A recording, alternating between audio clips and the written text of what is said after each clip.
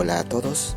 Este sábado 21 de junio a las 3:15 de la tarde se va a llevar a cabo el partido entre Los Chancas, CIC y Sporting Cristal, correspondiente a la fecha 16 del torneo Apertura de la Liga 1 de Apuesto 2025.